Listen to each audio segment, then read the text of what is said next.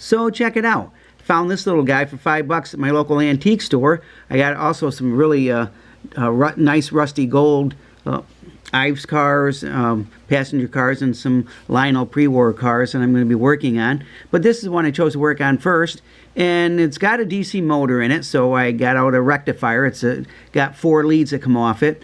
The 2 inside leads are you just unsolder the wires from the motor that go to the pickups and wire them there, and then the 2 outside leads are the DC out that you just make 2 new wires to run to your motor from those 2 leads. And if the leads don't, if it doesn't go in the right direction, just switch the leads on the motor and it'll go in whatever direction you want it to go in. It just makes it a one-way motor, but that's okay. I'm only going to, reverse is overrated anyway. So anyway, I also put a 19-volt LED in for the headlight, and I put some vellum paper in the windows just to kind of hide the wiring from the rectifier to them. And I got 3 cars behind it. I probably won't haul much more than that. It's pretty light. It does have a traction tire though, and so I got it all cleaned up. I got it running pretty good. Here, you can check it out.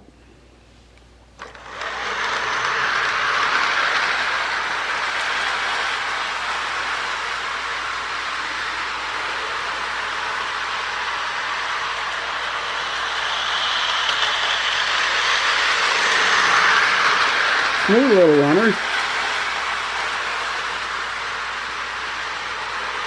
And you can do that with any of the Lionel motors that are DC only. Put a rectifier in. It's pretty easy to do. If you can solder, you can put a rectifier in, no problem.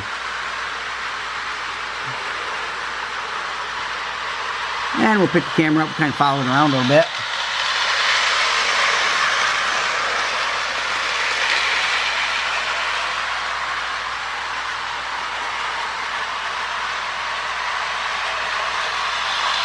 And I may just leave it original, or I might do a custom paint on it. But for now, I'm pretty happy with it. I do have to find a chimney for my little bobber caboose there, but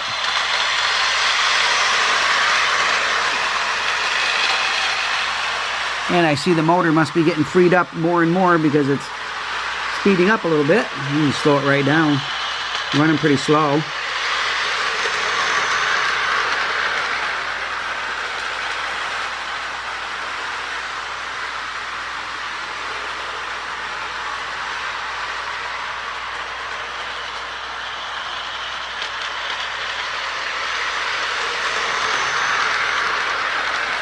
All right, we'll bring it around one more time here.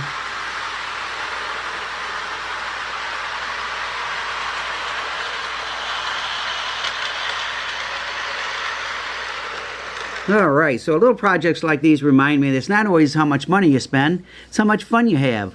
So thanks again for watching. God bless. Never forget, Jesus is Lord.